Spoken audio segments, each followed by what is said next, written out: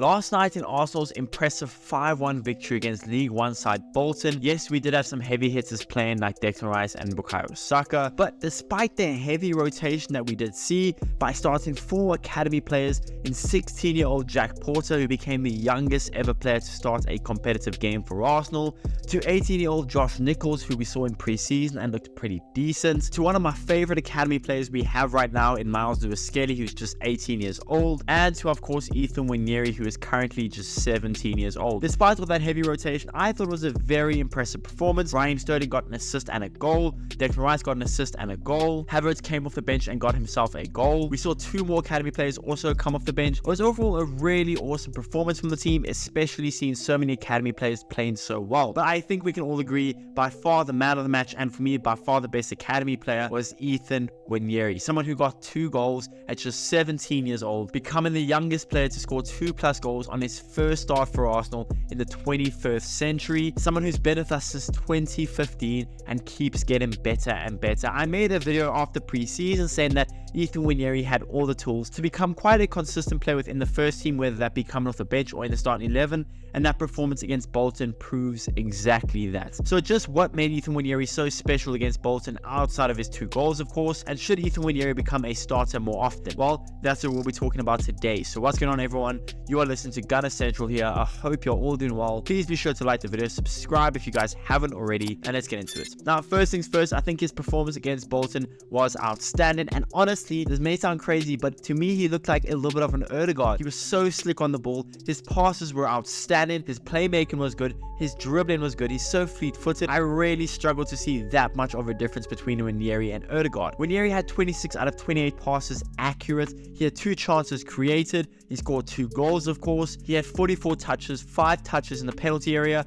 1 out of 4 successful dribbles, which isn't great, but I mean, if you watched him, you wouldn't think that's a problem at all. He has 1 pass into the final third. He had 2 corners. He only got dispossessed once in the whole game. He had 3 recoveries, 1 dribble pass only. He won 3 out of his 9 ground duels, and he only committed 1 foul throughout the game.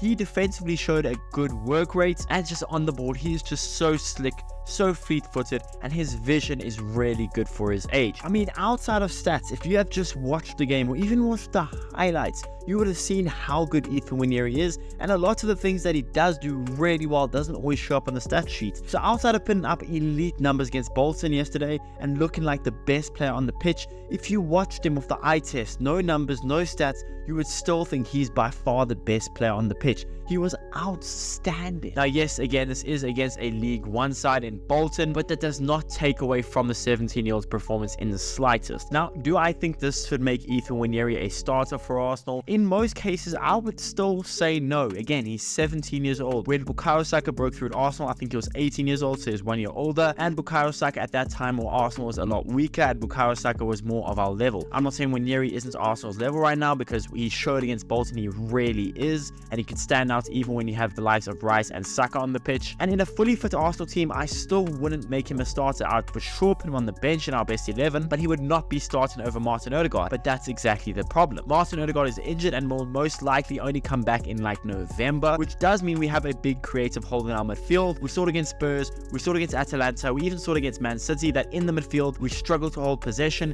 we really struggle to create a lot of chances, we struggle to beat any sort of press at times, because while Martin Odegaard is so good on the ball, he helps us beat the press. And is Ethan Nwaneri that good to help us change our midfield? After that performance, I wouldn't say he isn't. Now, I'm not saying he completely is, I'm not saying he's a finished product, he's a star boy already, but he is a really special player, and I wouldn't put it past him that if he starts against Leicester City, he might just shake things up a bit, and our midfield may look outstanding. Now, again, this is not me advocating saying that Ethan Nwaneri is the next Martin Odegaard, the next Bukayo Saka, none of that. But that performance against Bolton was so good, so composed. He looked like a player beyond his years, and I think if we give him more game time, I think we should ramp it up. But if we give him more game time, slowly but surely, he could easily in 2 or 3 years time become one of our best players, especially in our midfield. That performance was so good. He has so many traits that you value in Odegaard that he has. The vision still needs to get a little bit better. His passing overall needs to get a little bit better to get even near Odegaard's level. But the things like getting out of a press, being fleet-footed, having some good vision, he has that. And who else has that? Martin Odegaard. I'm not saying he should start against Leicester, but if I see him in the starting 11 against Leicester City, well, I can completely understand. Ethan Nwaneri is a special player, and we need to develop him and keep him going. I'm so excited for his future.